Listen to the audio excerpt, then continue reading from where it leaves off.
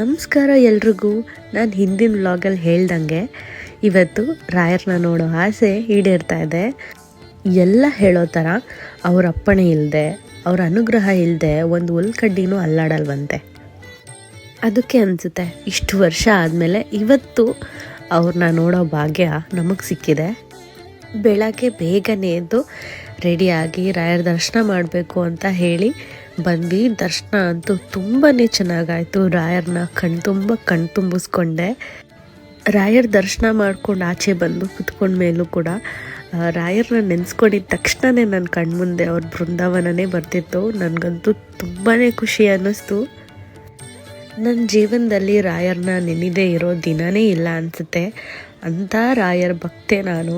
ರಾಯರು ಅಂದರೆ ಏನೋ ಒಂಥರ ಅವರು ನಮ್ಮವರು, ನನ್ನ ಕಾಪಾಡ್ತಾ ಇರೋ ದೇವರು ಅನ್ನುವಂತಹ ಫೀಲಿಂಗ್ ನನ್ನ ಮನಸ್ಸಲ್ಲಿ ಇವತ್ತು ಈಡೇರಿತು. ಅವ್ರನ್ನ ನೋಡೋ ಭಾಗ್ಯ ಸಿಕ್ತು.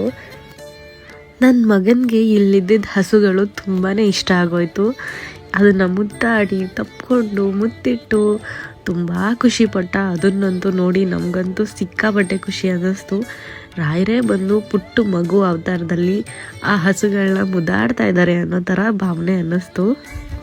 ಮಂತ್ರಾಲಯದಲ್ಲಿ ದರ್ಶನ ಎಲ್ಲ ಮುಗಿಸ್ಕೊಂಡು ಅಲ್ಲಿಂದ ಪಂಚಮುಖಿ ಆಂಜನೇಯ ಸ್ವಾಮಿ ದೇವಸ್ಥಾನಕ್ಕೆ ಹೋದ್ವಿ.